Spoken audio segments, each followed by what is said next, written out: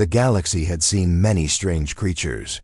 There were hunters with sharp teeth who only ate flesh. There were peaceful grazers who lived only on plants. There were species that drank energy from stars, and some that lived on minerals buried deep in rock. But never, in all the records of the Galactic Archive, had there been a species that ate both flesh and plants. That changed the day the galaxy discovered humans. It began in a quiet research station orbiting a small blue planet called Earth. The station belonged to the Vracs, a species of scholars and record keepers who studied new life. They were not warriors. They were not hunters. They were thinkers. Their long, thin fingers wrote down every discovery with care. Their large black eyes missed nothing. On that day, a Vrac science ship brought in a captured human soldier. The man had been found drifting in a damaged shuttle after a skirmish near the border. His wounds were serious, but he was alive. The scientists decided to study him before handing him over to the council. The human's weapons and armor were taken away. His body was scanned. His heartbeat was strong. His muscles dense. But it was not his strength that shocked the scientists. It was the small box found strapped to his chest, his ration kit. Inside were sealed packages, dried meat, bread, nuts, and fruit. The scientists stared. Meat and plants together? Whispered researcher Yil, his voice trembling. This must be a mistake. They called for the chief biologist. She inspected the contents with her many eyes. She scanned them, tasted chemical traces, and confirmed the truth. This human consumes both flesh and vegetation, she announced. Room grew cold with silence. That is impossible, muttered one. No species can process both, said another. If this is true, then we have uncovered something unnatural. The human, still weak from his wounds, sat silently and watched them. He understood their words only a little, but he could see the fear in their faces, the whisper of legends in many corners of the galaxy. Old legends spoke of monsters that consumed everything. They were not real, or so scholars believed. Children's tales meant to frighten the young. Creatures that devoured forests, hunted animals, and stripped worlds bare until only stone was left. Now, looking at the human rations, those old stories did not feel so distant. One Vrax elder recalled an ancient carving from his homeworld. It showed a beast with two mouths, one for grass, one for flesh. It was said that beast brought ruin before it was slain. Perhaps humans are the same, he whispered. Fear crept into the hearts of the scientists. They were not brave soldiers. They were minds built for study, not for war. And yet, in their minds, a thought grew heavy. If humans eat everything, what stops them from eating us? The council informs the discovery was too great to hide. Reports were sent to the Galactic Council, the ruling body of hundreds of species. The report was cold and factual. Species 792, humans. Diet, omnivorous. Adaptability, high. Risk level, unknown. When the council read it, confusion spread first, then laughter. The herbivores, long-necked beings with delicate hands, chuckled. A mistake. No species can eat both. The predators, sharp-clawed and proud, growled. Ridiculous. To hunt and to graze are opposite instincts. They cannot be joined. The council speaker tried to calm the chamber. The Vracs are not liars. If they report humans as omnivores, then it must be truth. The laughter faded into silence. One warrior species leaned forward. If they eat both, then they can live on any world, any soil, any field, any forest. They will never starve. The chamber grew uneasy. The herbivores began to whisper among themselves. For them, food was fragile. If a plague struck their crops, they starved. For predators, hunting was dangerous and prey was scarce. But humans, if prey was gone, they ate plants. If plants died, they ate prey. A council member, his voice shaking, finally said what many feared. Such a species cannot be controlled. They will spread everywhere. Testing the truth to be certain, more humans were studied. Captured soldiers, traders, even children, all showed the same pattern. Their teeth carried the marks of both predator and grazer. Their stomachs could break down meat and fruit alike.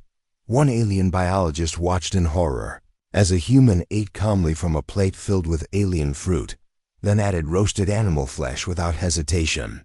The man smiled as he chewed, not knowing. The terror he caused. Alien observers began to whisper, "They eat with no fear. They eat with no limits." When questioned, humans answered simply, "We eat what keeps us alive, that is all."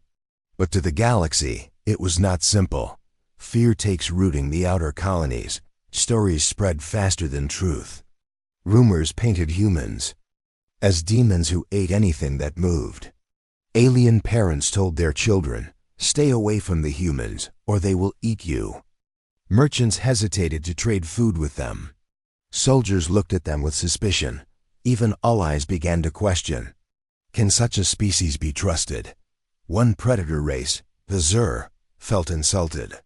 They prided themselves as apex hunters.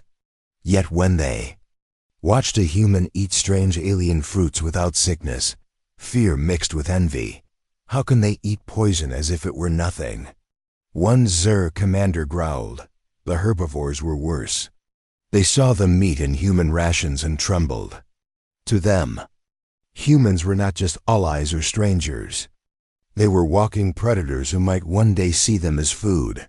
The soldier who was first captured, slowly recovered from his wounds.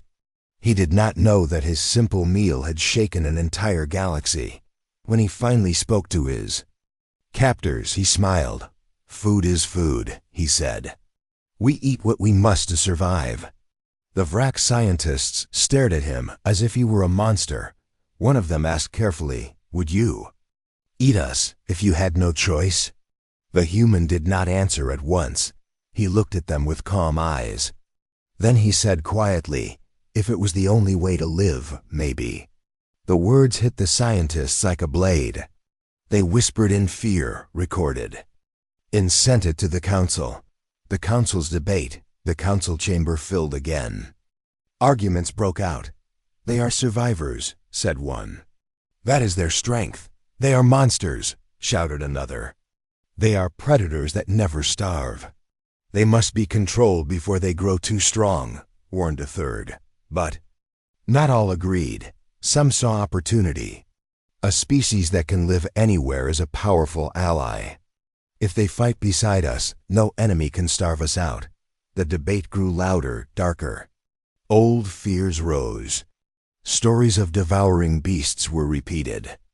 Some claimed humans were the return of those ancient terrors. At last, the council leaders stood and silenced them. "We must watch them. We must study them. If they are truly omnivores, then we face either the greatest allies or the greatest threat this galaxy has ever seen." The humans smiled back on the research station. The human soldier received word he would be released. His wounds were healed, his strength returned. Before leaving, he thanked his alien caretakers.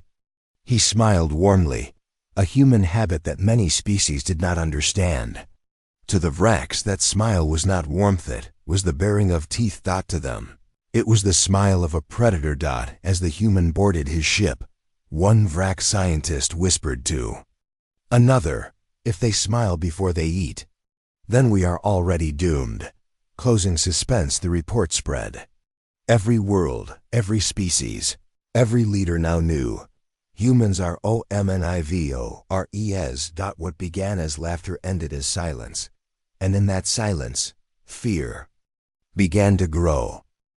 The Galactic Council thought the news about humans would fade.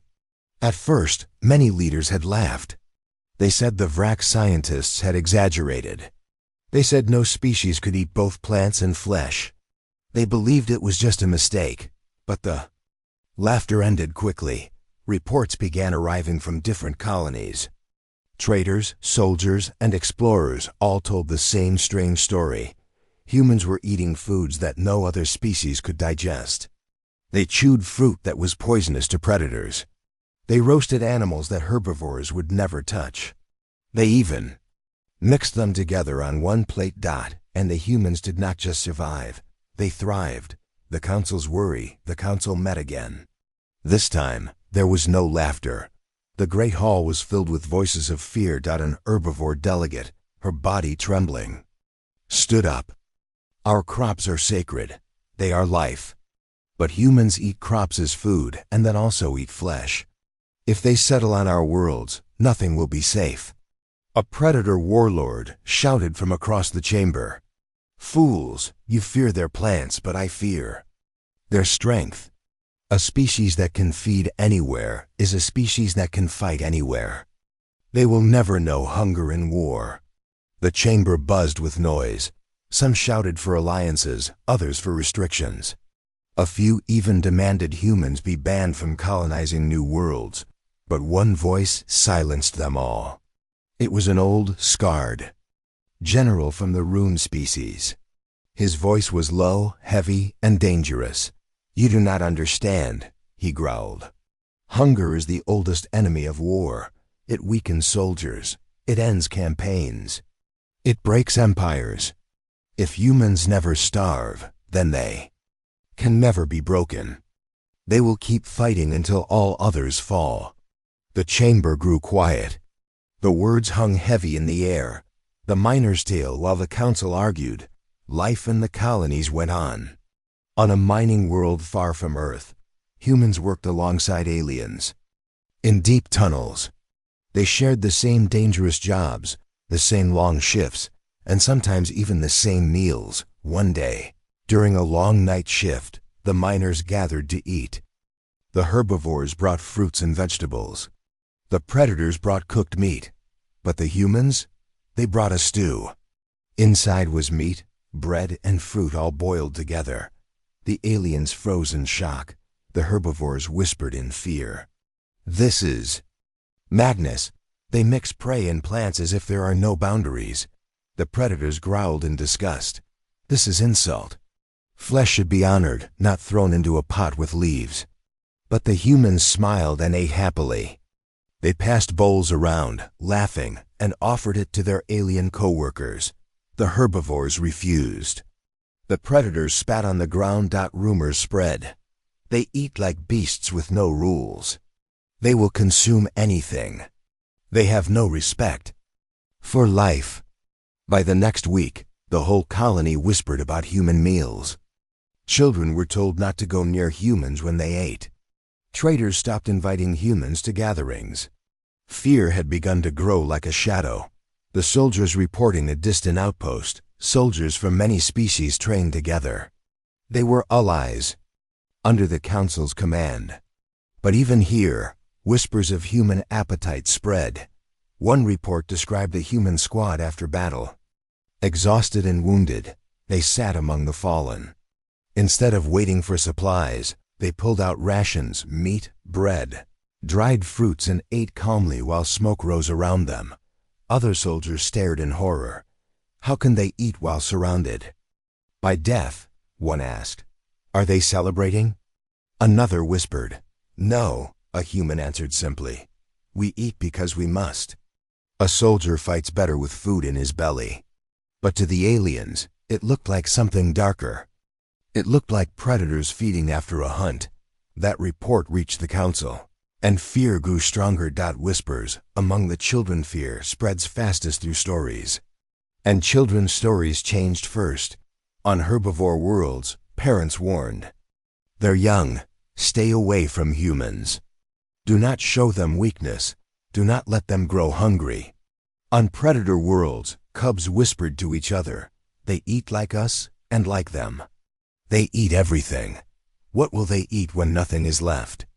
In schools, drawings of humans began to appear, teeth bared, holding both plants and flesh in their hands. To the children, humans were no longer explorers. They were monsters, the predator's insult. The predators of the galaxy felt threatened. Most of all, they had always seen themselves as the strongest. They believed their fangs and claws made them the natural rulers of war, but humans broke that order. The Zur, a warrior species with scaled hides, tested humans. They offered them poisonous fruit that made most predators sick. The humans chewed. It shrugged and laughed. The Zur were furious. They treat poison as play. They insult the natural order. The Kror, hunters with long tusks, challenged humans in survival tests. The humans camped in the wild, eating both roots and animals. They returned stronger than ever. The Kror returned thin and weak. Pride turned to anger. They are not hunters. Spat a Kror war chief. They are devourers. They dishonor the hunt by making everything food. But behind their anger was fear. The merchant's warning: one day, a merchant ship carried goods across the stars. On board was a human traveler. The merchant, a careful herbivore, watched him with suspicion. During the long trip, food supplies grew low. The crew worried. The herbivores could not eat meat. The predators could not eat plants. The situation was dangerous. But the human?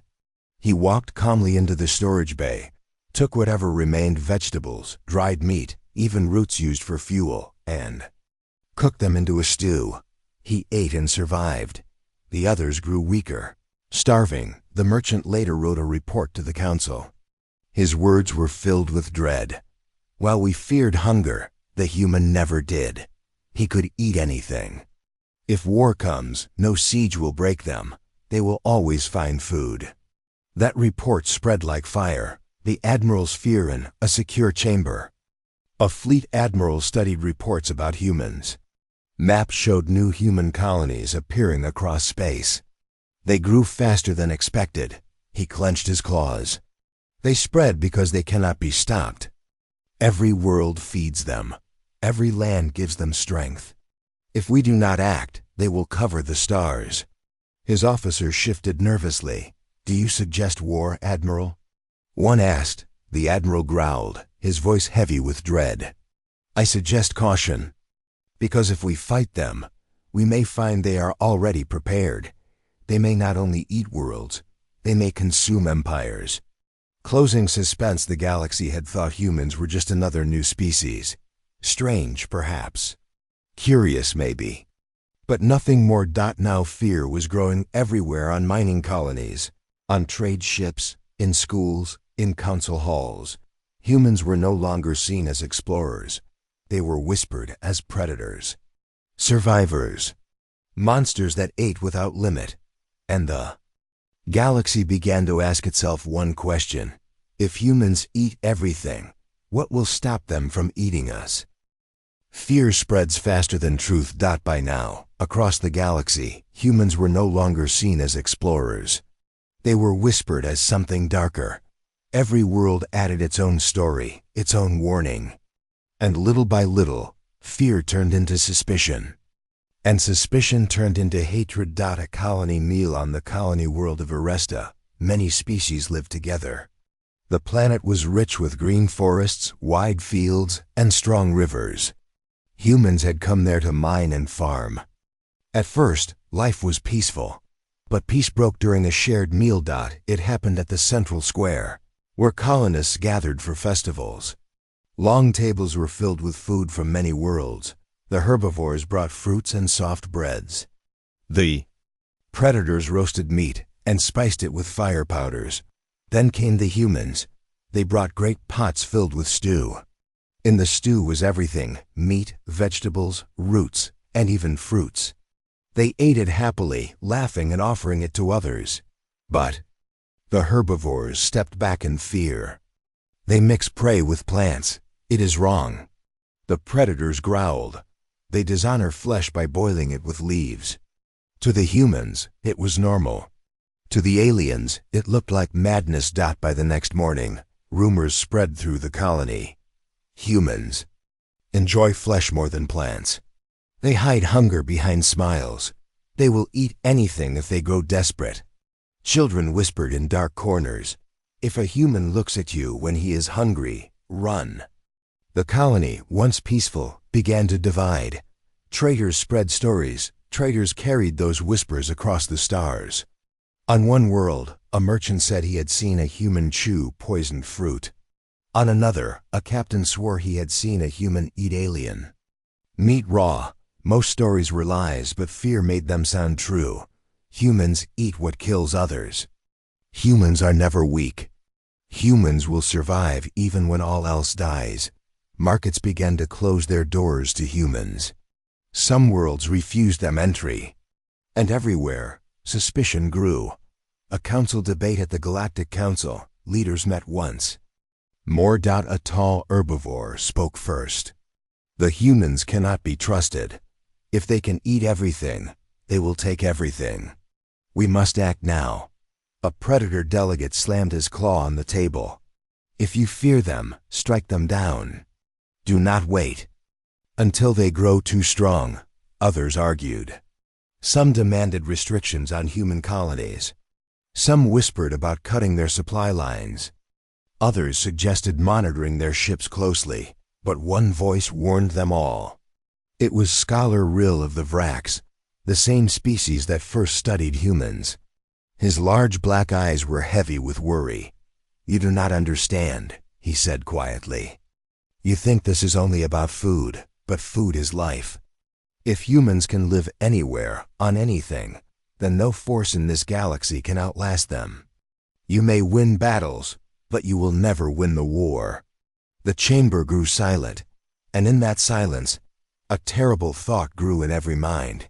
If we cannot starve humans, how can we ever defeat them? Fear on the border, on the edge of known space. A small predator fleet patrolled. They had heard the rumors. They did not believe them until they saw it with their own eyes. A human colony ship had landed on a rocky moon. The surface was barren, no forests, no grass, no prey. To the predators, it was useless, but humans had already begun building. They grew crops in strange soil. They hunted the few creatures that lived underground. They boiled rocks to extract water. The predators watched in shock. "This world cannot support life," said one. "Then why are they thriving?" asked another. Within weeks, the human colony expanded. Lights shone in the darkness. Smoke rose from homes. Children laughed in the empty air. The predators turned away in silence, afraid to report what they had seen. The children's fear in herbivore worlds. Schools now taught warnings about humans. "Do not share food with them," teachers said. "Do not let them into your kitchens. Do not forget, they are both predator and grazer." Children began to draw pictures of humans with two mouths, one filled with fangs, the other filled with grinding teeth. To them, humans were not friends. They were nightmares. Rumors turned darker as they spread. On one world, it was whispered that humans cooked the dead of other species. On another, it was said they ate their own fallen soldiers. None of it was true. But the galaxy did not care about truth anymore. Fear made its own reality. The first threats in some colonies, fear turned into action. Shops refused to sell food to humans. Farmers drove them away from markets. In one case, a human family was surrounded by a mob of herbivores who shouted, "You will not eat us. Leave this world." The family escaped, but the story reached Earth, and with it came anger. Humans could see the galaxy turning against them. They had not hunted other species. They had not broken treaties. Yet everywhere, they were treated as predators. Soldiers began preparing in military fleets. Commanders began to whisper, "If humans are so adaptable, we must prepare now." Before they spread further, war drills increased. Weapons were tested. Borders grew tense. Humans noticed. They were not blind. They saw the fleets gathering. They saw the distrust, and they began to prepare as well. The silent admiral one night, in the high halls of the council, an admiral spoke to his officers in secret. "Do you not see? They eat plants, they eat prey, they eat poison, they eat anything. That is not survival, it is conquest. Every world is food to them. Every world feeds their growth. And when they run out of food—" He paused, his eyes narrow with fear. They will eat us. His words spread through the fleet like fire. Soon, soldiers no longer asked if war with humans would come. They asked when the first clash on. Mining Moon, the first clash happened. Human miners and alien miners worked side by side. But one day, after hearing more rumors, an alien worker accused a human. "You will eat us when your food runs out." The human laughed nervously. "That's not true." But the alien did not believe. A fight broke out. Others joined. Soon weapons were drawn. Shots echoed in the tunnels. By the end of the day, 3 were dead. One of them a human. The news spread like wildfire. To aliens, it was proof. Proof that humans were dangerous. Proof that they could not be trusted. Closing suspense. Fear had now changed into something else. It was no longer just whispers in markets or warnings to children. It was anger. It was hatred. It was preparation for war. Across the galaxy, fleets sharpened their claws, armies loaded their weapons, and leaders whispered in dark halls. The galaxy no longer asked if humans were a threat. They now asked, when will the humans strike? And somewhere, in silence, the first warships began to gather. The galaxy was no longer calm. Rumors of humans spread like fire. Fear had turned into anger. Anger had turned into action. And now, for the first time, alien fleets prepared to block human expansion. The blockade it began on the planet Vera, a fertile world filled with rivers and green fields. A human colony ship had arrived with families, farmers, and builders. They wanted to settle peacefully, to grow crops and raise children. But waiting in orbit was a fleet of alien warships. Their banners showed the crest of the Kror, a predator race that valued honor and the hunt. The Kror admiral sent a message. His voice was deep, his tusks shining under the lights of his ship. "Humans, this world is not yours. Leave now. You will not consume it." The human captain, tired but calm, replied, "We do not come to consume, we come to live. We wish to farm, not to fight." The admiral growled, "Lies, you are omnivores. You will strip this world bare. First plants, then prey, then what is left. No, we will not allow it." Tension rises. The colony ship remained in orbit. Families waited nervously. Children asked why warships surrounded them. Farmers clutched tools that could not become weapons. On the human bridge, the captain spoke again. "We have no army here, only settlers. Why do you fear us so much?" The Kror admiral slammed his clawed hand on the armrest. "Because you are endless hunger, because you can live anywhere. Because you are what our legends warned us about." The human captain's voice grew harder. "We did not make those legends. We only survive. Is survival now a crime?" But the Kror would not listen. They had already decided humans were monsters. The first shot, the Kror opened fire. A warning blast struck the side of the colony ship. The humans panicked. Systems flickered. Families screamed. The captain shouted, "Shields up! Do not return. Fire unless we must." The colony ship had weak defenses, not meant for battle. But it fought to survive. The Kror ships moved closer, their weapons ready. They thought it would be easy. They thought humans would surrender quickly. They were wrong. The human response, though the colony ship was weak, humans had something the Kror did not expect: adaptability. Engineers rushed to reroute power. Farmers and workers carried supplies, sealing leaks and reinforcing bulkheads. Even children helped, moving water and food. The ship did not fall. The Kror admiral growled in frustration. "Why do they resist? They are settlers, not soldiers." One officer replied, "Because they fight to survive." The Kror fired again. The human ship shook, but it still held. The arrival of soldiers' news of the attack reached nearby human fleets. Within hours, a small squadron of human warships jumped into orbit. Their arrival changed everything. The lead ship hailed the Kror. "This is Commander Hale of the Terran Defense Fleet. You are firing on civilians. Withdraw at once, the Kror Admiral sneered. You protect monsters. They will devour us all. Better we strike first. Commander Hale's voice turned cold. We did not seek this fight. But if you fire again, we will end it. The galaxy held its breath. The battle the Kror fired. Human warships answered. The battle was fierce. The Kror fought with pride, their tusked warriors shouting as their cannons lit the dark. But the humans fought with something stronger, determination to protect their families.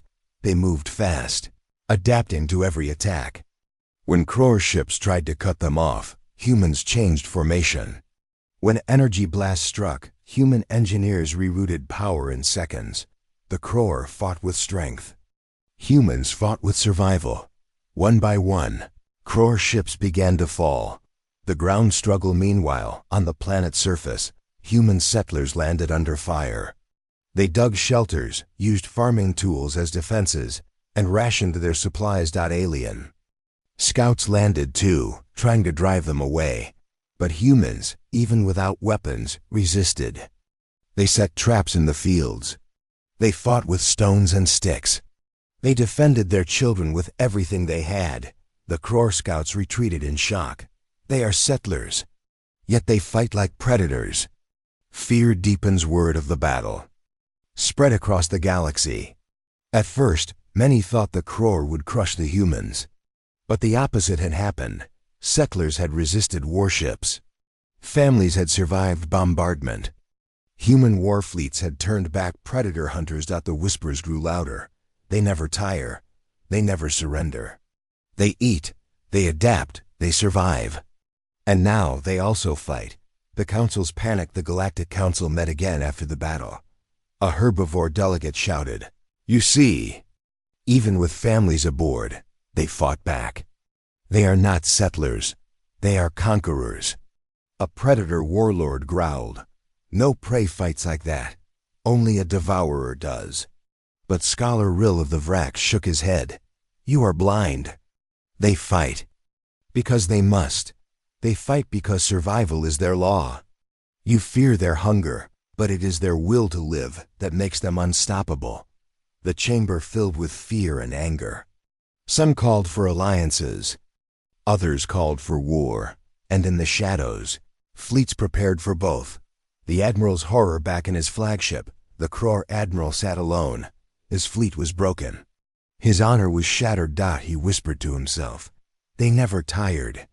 They never starved. They never stopped. Even settlers, even children, fought us. For the first time, he felt true fear. They are not predators. They are something worse. They are survival made flesh. Closing suspense across the stars, the galaxy now knew the truth. Humans were not just omnivores. They were fighters, survivors, builders who could turn farmers into warriors in a single night. And as fleets gathered in secret, one question echoed louder than ever. If humans never stop, who in the galaxy can ever stop them?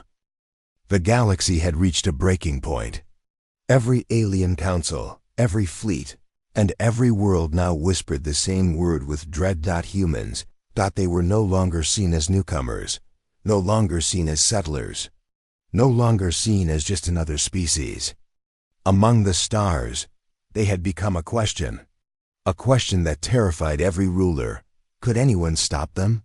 Fear turns to unity. The Galactic Council met in emergency session.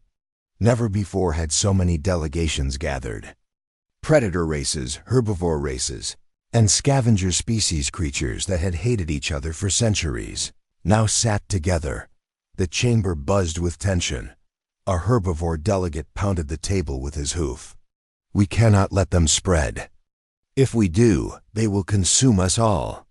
A predator general hissed in reply, "They are not prey. They fight like us. No, worse than us. To them, survival is everything. They will not stop." The chamber roared with arguments. Some demanded war. Others begged for peace. Finally, Scholar Rill of the Vrax spoke. His voice was quiet, but it carried through the hall. You see only hunger. You see only fear. But look deeper. The humans are not mindless devourers. They build. They dream. They protect. Yes, they eat plants and meat. Yes, they adapt and fight. But it is not conquest they seek. It is survival. His words made some pause. But many were too afraid to listen. One Predator Admiral growled, "Survival? No, they are the end of balance. If they live, none of us will." The chamber split. Some called for alliance with humans. Others demanded their extermination. The galaxy trembled. Standing on the edge of war, the human side, while the council argued. Humans prepared. On Earth, leaders met in dark rooms. Generals studied alien fleets. Scientists worked day and night to strengthen defenses. Farmers planted crops not just for food, but for survival stockpiles. The people knew the truth. The galaxy feared them. And fear always leads to war. Commander Hale, the officer who had faced the Kror blockade, stood before his crew. We are not the monsters they believe. But we cannot expect them to trust us. They will come. And when they do, we must be ready. We fight not to conquer. We fight to live. His crew nodded. They were ready. The gathering storm alien fleets began to form. At first it was only small groups, then entire armadas. Ships from dozens of species gathered under one banner, the Coalition of Preservation. Their goal was simple: stop humanity before it spread too far. The Coalition Admiral, a reptilian warlord with scales of silver, declared, "This is not cruelty. This is not hate. This is survival. If the humans spread, none of us will remain. Better one species fall than the galaxy itself." Billions cheered him. Billions feared him. And billions wondered if he was wrong. The silent plan, but not all aliens wanted war. Scholar Rill and his supporters secretly reached out to humans. They sent messages, warnings, even supplies. One message reached Commander Hale. "Not all of us want to destroy you. But the Coalition comes. Their fleets are vast. They believe you are endless hunger. If you do not show another way, they will erase you." Hale read the message in silence. Then he whispered, "So the galaxy itself must learn who we are." The Great Encounter. The Coalition fleets gathered near the edge of human space. Thousands of warships formed a wall of firepower. Human fleets, smaller but determined, moved to face them. Between them, in the void of stars, silence reigned. The Coalition Admiral sent a broadcast. His voice echoed across both fleets. "Humans, you are an infection. You are a hunger without end. Today we end you," Commander Hale replied. His words were calm, steady. "We are not hunger. We are not infection. We are life. We eat to live as you do. We fight to survive as you do. If you cannot see that, then you leave us no choice." The first strike the Coalition fired. Beams of light and waves of plasma tore through space. The human fleets shook under the assault. Dozens of ships were lost in minutes. But humans did not break. They adapted. They changed formations. They used debris as cover. They launched counterstrikes at weak points. Every time the Coalition thought the humans were finished, they rose again. One alien commander shouted, "Why do they not fall? Why do they not surrender?" A human officer answered on an open channel, "Because surrender is death, and we choose life." War like no other, the battle stretched across hours, then days. The Coalition had numbers.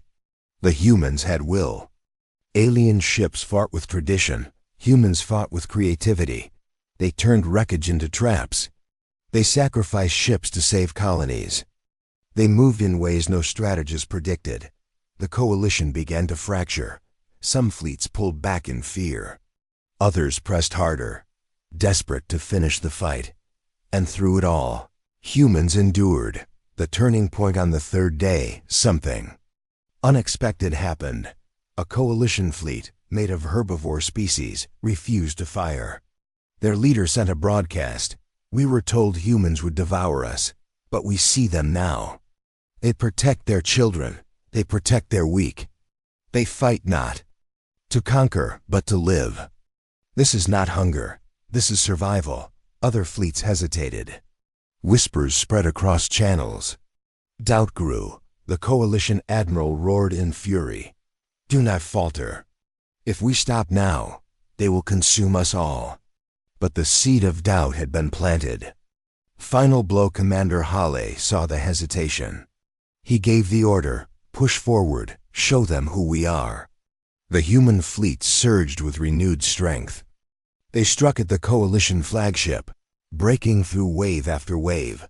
The admiral's ship was destroyed in a blaze of fire. The coalition collapsed. Some surrendered, others fled. A few still fought, but the unity was broken. The humans had survived. Again, the aftermath of battle became legend. Across the galaxy, stories spread. Some spoke with fear. They cannot be stopped. Some spoke with awe. They are survivors like no other. Some spoke with hope. Perhaps they are not monsters. Perhaps they are a mirror of us all. The Galactic Council met once more. This time, there was no shouting, only silence. Finally, Scholar Rill spoke. We feared them because they are like us. They eat as we do. They fight as we do. They survive as we do. But they do not conquer without reason. They do not destroy without cause. Perhaps it is time we accept the truth. Humans are not the end of balance. They are part of it. The chamber did not roar. It did not break into chaos. Instead, slowly, one by one, delegates nodded. The fear had not vanished, but something new had begun. Understanding. The galaxy learns on human worlds. Life continued. Farmers planted crops.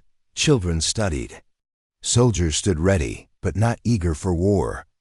On alien worlds, people whispered of humans with less fear and more respect. And across the stars, the lesson spread.